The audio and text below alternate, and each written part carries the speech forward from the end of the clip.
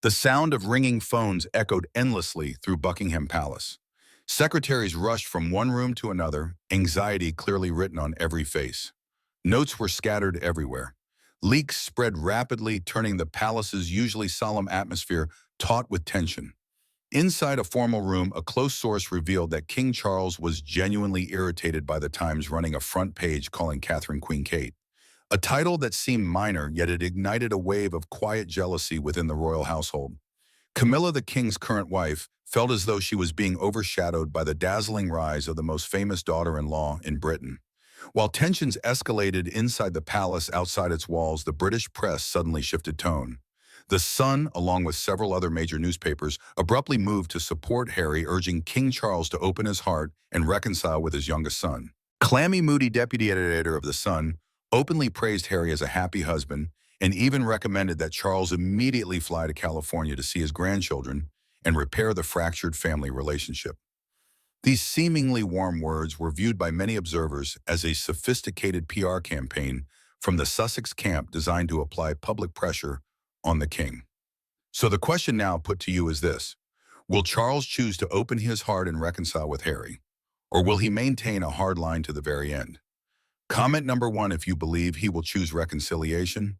Number 2 if you believe Charles will remain firm and unyielding. But while the press celebrates Harry and paints a picture of perfect reconciliation, Buckingham Palace is quietly calculating every move, preparing for a very different decision. Immediately after the Times cover calling Catherine Queen Kate caused controversy, British media began showing unexpected reactions. Among them, The Sun, one of the newspapers with the largest readership, abruptly shifted its stance from neutral to openly supporting Harry. Articles with encouraging headlines appeared in rapid succession, praising Harry as a devoted son, a father, and a happy husband. Clammy Moody, deputy editor of The Sun, did not hesitate to compare Harry with Andrew, emphasizing that Harry deserved forgiveness, deserved to come home, and calling on Charles to fly to California to see his grandchildren and heal the strained relationship between two generations of the royal family. Internal sources suggested that these articles were not merely commentary, but were believed to be part of a carefully coordinated PR campaign from the Sussex side. Praise for Harry was strategically placed alongside images of William and Catherine, creating subtle comparisons that led the public to view Harry as a hero in the shadows, while the traditional monarchy appeared to be struggling with its image and reputation.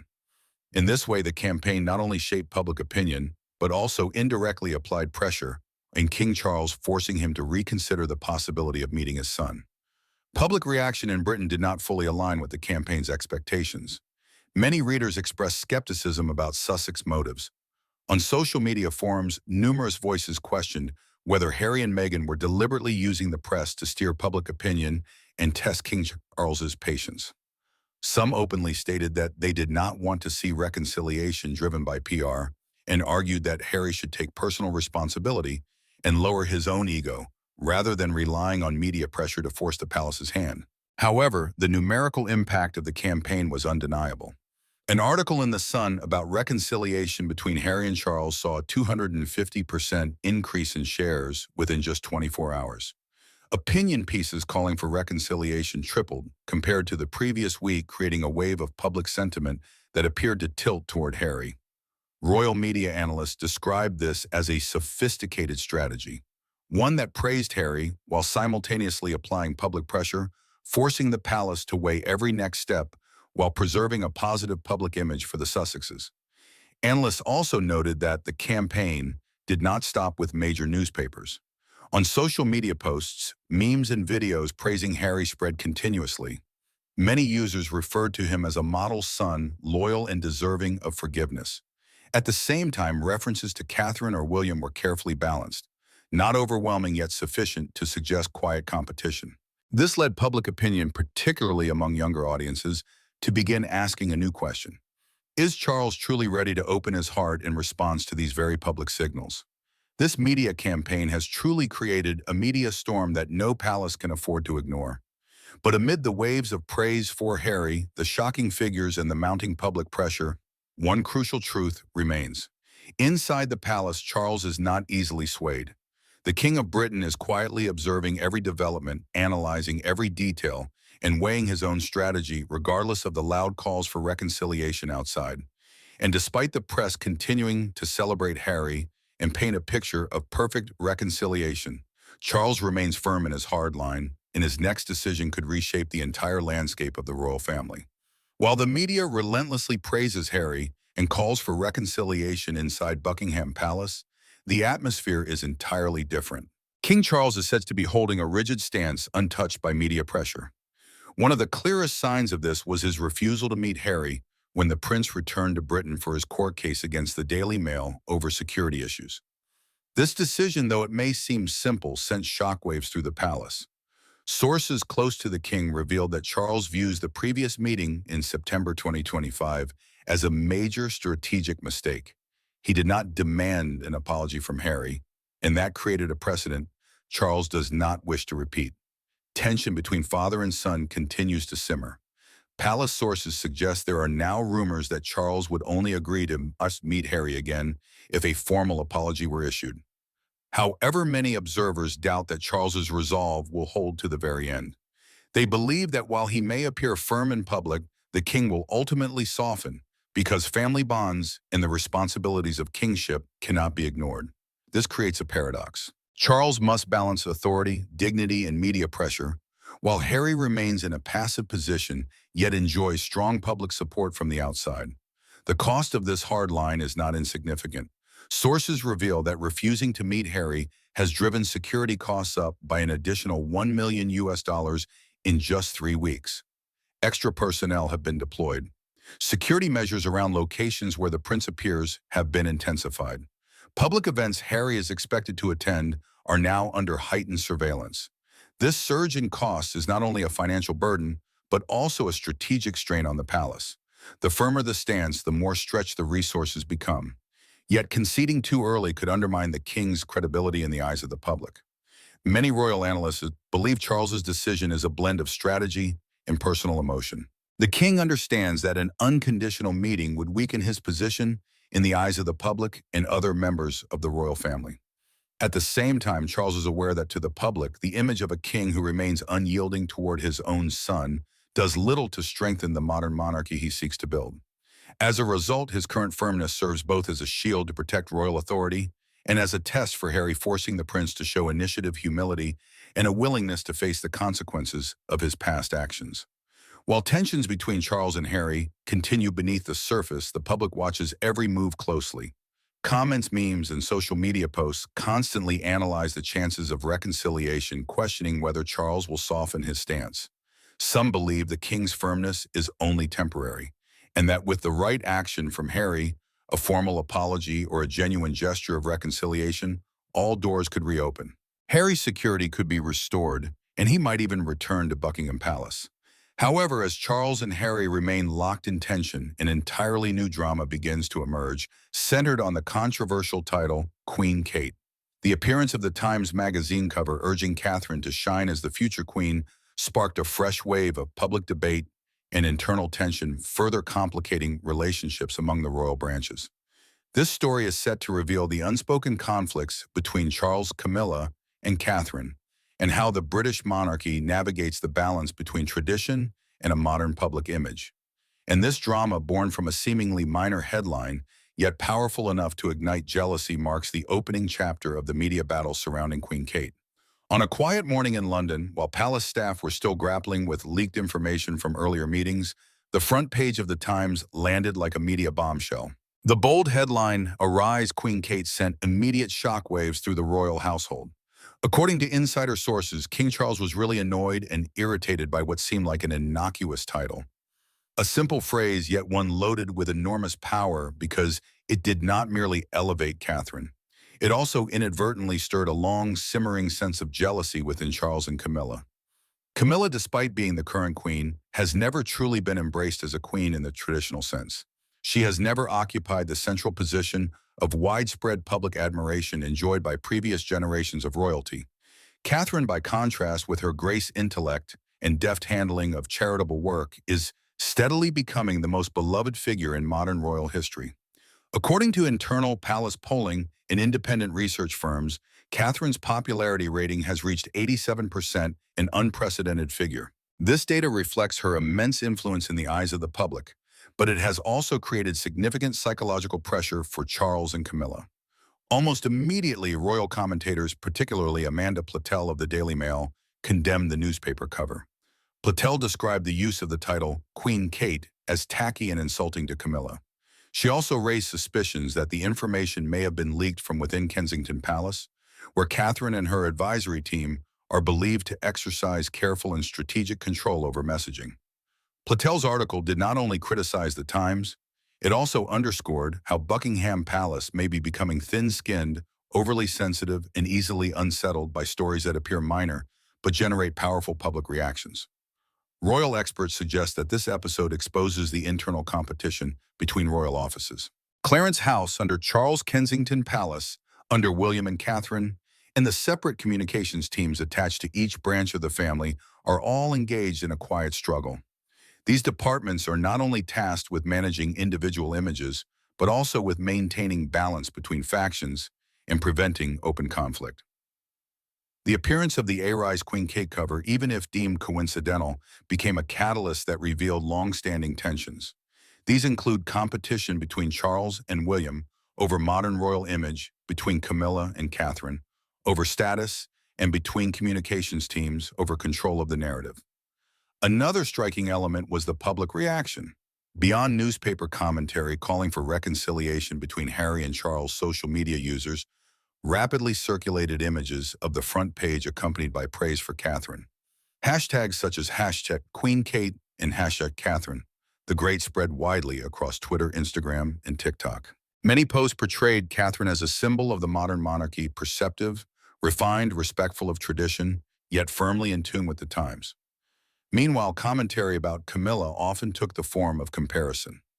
Many openly expressed the feeling that Camilla was being overshadowed despite being the reigning queen. According to palace insiders, these figures caused serious concern among Charles's advisors.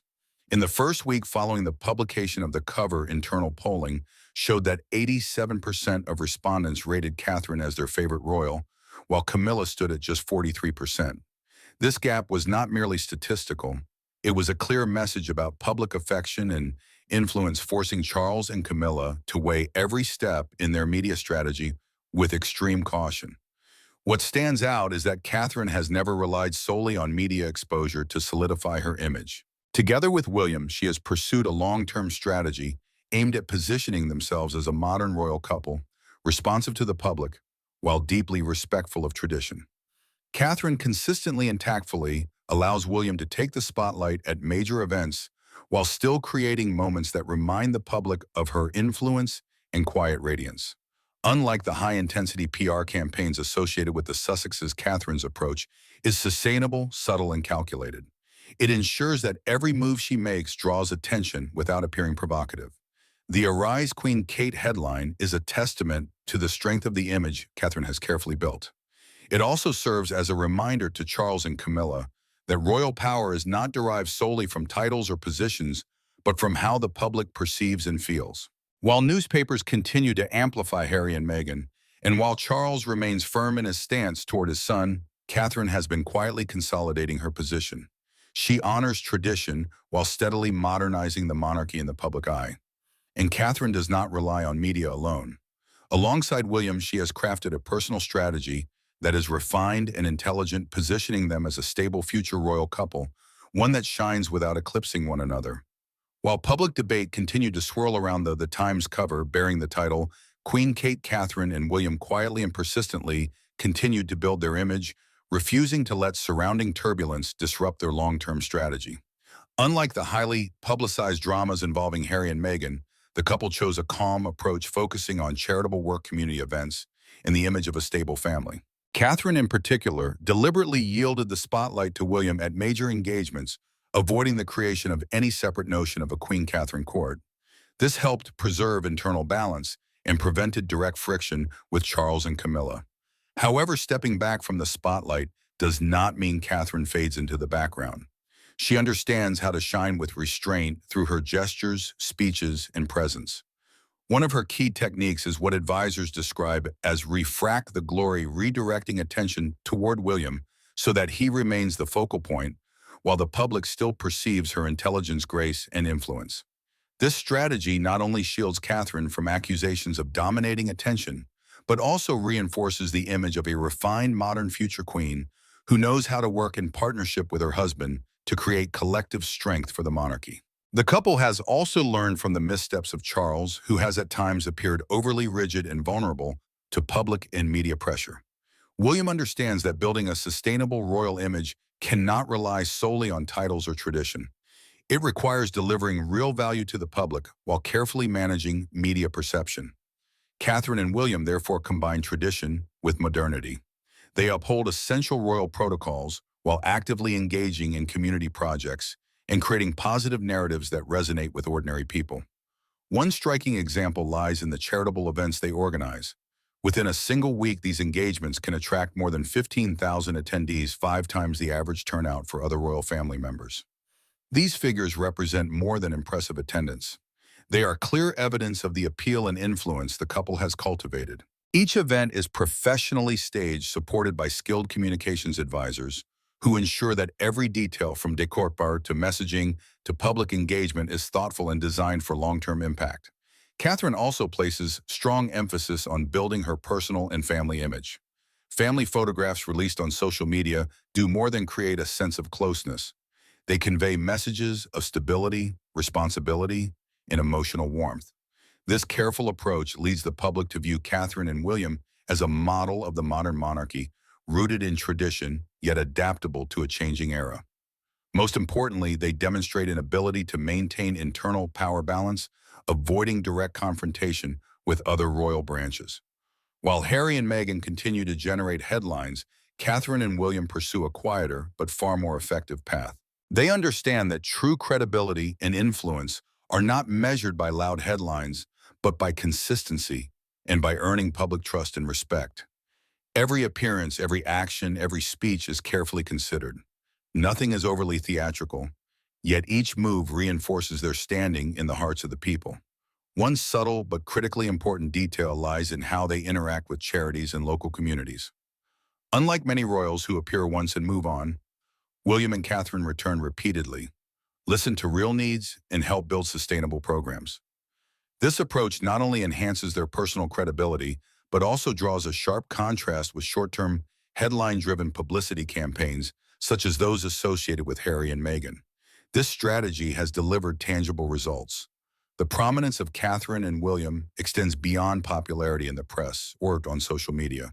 It is reflected in trust from organizations, from the public, and even within palace circles. This explains why, despite consistently allowing her husband to take the lead, Catherine remains a central figure in the public imagination, a symbol of a modern monarchy capable of adaptation and long-term resilience. But not everyone in the royal family shares the same fortune as Catherine and William.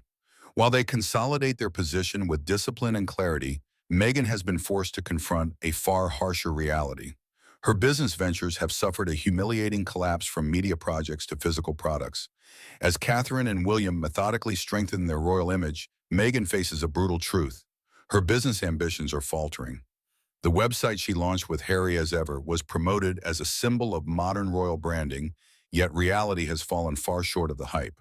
According to insider sources, warehouses linked to As Ever are holding hundreds of thousands of unsold items, including jams, mulling cider kits, and various Sussex-branded gifts.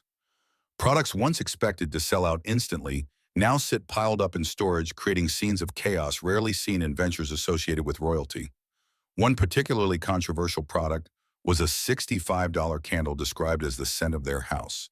Customer feedback revealed that the candle did not even contain a wick, rendering it unusable. Worse still, the fragrance, marketed as refined and luxurious, was widely criticized as cheap, resembling ordinary soap. These seemingly minor details sparked fierce backlash from the press, social media users, and product reviewers alike.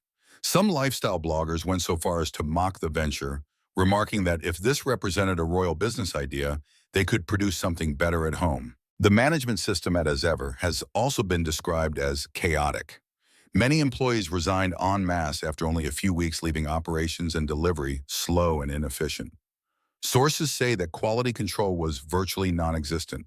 Defective products still made their way to market, severely damaging the brand's credibility. Even promotional strategies and spin coming from Montecito, which attempted to frame massive inventory as a sign of success, were mocked by the public and media experts alike. As one remark put it, a huge warehouse does not equal success. The statistics alone were enough to alarm anyone with business experience. In the first month, around 78% of inventory remained unsold, meaning most products were still sitting in storage, consuming warehousing and operating costs. Actual revenue for A's Ever also fell short of expectations by as much as 85%, creating a vast gap between forecasts and reality. These figures represent not only a financial failure, but also a clear lack of professionalism in operations and strategic planning. Business analysts point out that the collapse of As Ever stems from multiple factors. First, the brand relied too heavily on the personal fame of Meghan and Harry while neglecting to build genuine product value. Second, quality control processes and the supply chain were poorly developed, leading to defective goods in massive unsold stock. Third, excessive promotion based on royal imagery and aggressive public relations created unrealistic expectations, causing swift disappointment when the actual products failed to meet acceptable standards. In addition, As Ever has faced criticism for an unbalanced pricing strategy. Several products were priced at a premium, yet delivered quality far below expectations, leaving customers with the feeling of paying more and receiving less. This has been a key reason for low repeat purchases and underperforming revenue. Many commentators have compared As Ever to lifestyle brands linked to other European royal families, which know how to balance pricing quality and brand storytelling. As Ever, by contrast, appears not to have mastered this formula. International media quickly joined the scrutiny. Analytical pieces on Meghan's business failure emphasize that royal fame and influence do not automatically translate into commercial success. Positive press surrounding Harry and Meghan did not help sell products. Many commentators argued that the public is now exhausted by loud public relations campaigns lacking substance. They stressed that any brand seeking long-term survival must be built on product quality and customer experience, not personal reputation alone. A source from Montecito revealed that at the outset, large-scale inventory was interpreted as a sign of success, proof of high production volume and anticipated demand. Reality proved the opposite. Massive quantities of unsold products meant rising storage costs, blocked cash flow, and growing public pressure. Some internal staff were even required to work overtime to manage excess inventory, yet still failed to meet delivery deadlines. From an image perspective, the failure of As Ever placed Meghan and Harry under dual pressure. They were forced to confront a very public business collapse while simultaneously trying to preserve their image in the eyes of the public and the royal establishment. Many experts describe this as a costly lesson. One cannot rely on name recognition or perceived power alone to build a brand. Real success requires sound business strategy, quality management, and a clear understanding of market demand. In this sense, fame and influence do not always equal commercial success, and Meghan's experience stands as a vivid example. While she struggles with unsold products and mounting losses, the British royal family continues to operate under the refined strategies of Catherine and William, carefully balancing tradition and modernity. As the Queen Kate drama continues to stir public debate, and Meghan's business failures are repeatedly exposed key figures within the British royal family, particularly King Charles and Queen Camilla, are being forced into extremely difficult strategic decisions. Sources from Clarence House reveal that Charles is facing two opposing options, each carrying serious risk. One is to maintain a hard line toward Harry in order to protect royal authority, reputation, and stability. The other is to soften his stance and pursue reconciliation with his younger son, repairing family ties while risking being perceived by the public and press as weak or easily manipulated. This tension is not merely a private father-son issue. It directly affects the monarchy's public image. Charles's advisors have warned that prolonging the conflict could further damage royal credibility, yet conceding too soon could undermine confidence in future decisions. Camilla, according to multiple sources, is proceeding with caution. She seeks to protect her position as queen while also recognizing that supporting Charles in a rigid stance could provoke public backlash, especially at a time when attention and affection remain strongly focused on Catherine and William. Meanwhile, William and Catherine continue to consolidate their position as a stable and modern royal couple. Their strategy remains calm, methodical, and consistent. They host large-scale charitable events, appear in public engagements with careful balance, and consistently project the image of a stable family. Beyond attracting public attention, their charitable initiatives deliver tangible results. Each week, thousands attend their events, generating strong influence and establishing a new royal standard, one that preserves tradition while adapting to the modern era. By contrast, Harry and Meghan are facing mounting pressure on two fronts. The business failure of As Ever has not only caused financial losses, but has also seriously damaged their personal image. The media no longer praises them as the couple redefining royal tradition. Instead, many articles now analyze their failed business ventures and the internal strain they are enduring. An insider reveals that Harry and Meghan are locked in intense debates over PR strategy and future direction, while family pressure, particularly from Charles, Camilla, William, and Catherine, continues to intensify. Recent polling data makes this contrast even clearer. Public trust in Harry has fallen by 20% compared to last year, while Catherine's approval has risen by 12%, creating a significant gap in influence and perception among the British public. These figures are not merely statistics. They are a clear signal that the public is turning away from loud substance-free PR campaigns and placing its trust in disciplined, stable strategies like those pursued by William and Catherine. From a strategic perspective, royal experts argue that this moment may shape the future balance of power. Charles and Camilla must weigh their options carefully. Maintaining a hard line preserves authority, but increases the risk that Harry and Meghan will drift permanently away from the royal family, creating a long-lasting rupture. Reconciliation, on the other hand, could improve the family's public image, yet it also sets a dangerous precedent, inviting scrutiny and doubt over future decisions. One crucial factor cannot be ignored: in media strategy. While William and Catherine manage information with subtle control, Harry and Meghan rely heavily on overt public relations moves, leaving their image vulnerable to swings in public opinion. Their business failures have only amplified this exposure. Every defective product and every unfinished project quickly becomes a scandal across newspapers and social media. As a result, public pressure has shifted from passive observation to an active force shaping royal decisions about internal relationships. Sources from Clarence House indicate that Charles is exploring leverage options to strike a balance between firmness and compassion. A private, discreetly arranged meeting could allow Harry and Meghan to feel heard without generating public headlines. This approach aims to manage optics, reduce media risk, and preserve dignity for all sides.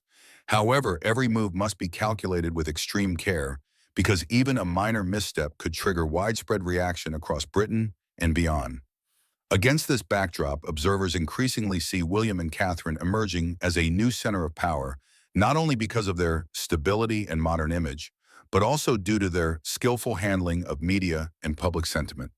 They have demonstrated that within the monarchy, authority and influence do not rest solely on titles or bloodlines, but on strategic planning, tangible contribution, and consistent public trust. All of this drama, from the PR conflict between Harry and Charles to the Queen Kate label, Meghan's business collapse, and the refined strategy of Catherine and William, leads to a profound lesson. Power, reputation, and strategy within the royal family do not always align. And this lesson is one that anyone following the royal story must reflect upon. In summary, the past few weeks have exposed an intense internal PR battle within the British royal family. King Charles, firm in his stance yet challenged by the actions of his younger son, now faces a difficult equation between authority and reconciliation.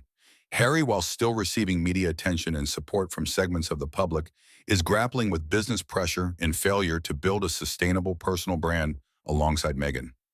Loud PR efforts without solid foundations have placed them at the center of criticism, and public confidence has declined sharply.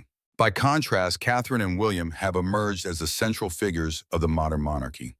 Calm, deliberate, and strategic, they know when to step back and when to lead while continuing to build positive influence in the public eye. Their charitable work, media discipline, and ability to maintain internal balance have positioned them as a stable, forward-looking royal model. This contrast has made the public increasingly aware that true power does not lie in crowns or titles alone, but in the ability to manage image, control narrative, and build lasting credibility. The lesson from this entire saga is unmistakable. In a royal family constantly under media scrutiny, power is not only about authority itself, but about shaping perception and public trust. Those who can balance tradition with modernity, authority with finesse, will ultimately prevail in this subtle yet relentless contest. And now we leave you with this question. Who do you think will win this power struggle, Charles, with the experience and position of the king? William with his modern and steady image? Or Harry, the figure who continually seeks visibility while facing immense challenges? Comment number 1 if you choose Charles, number 2 if you choose William, and number 3 if you choose Harry. Do not forget to subscribe to our channel so you do not miss future analysis of the secrets, drama, and unexpected strategies within the British royal family. Each week, we bring you stories rarely revealed, offering a deeper look into a world few ever see from inside the palace.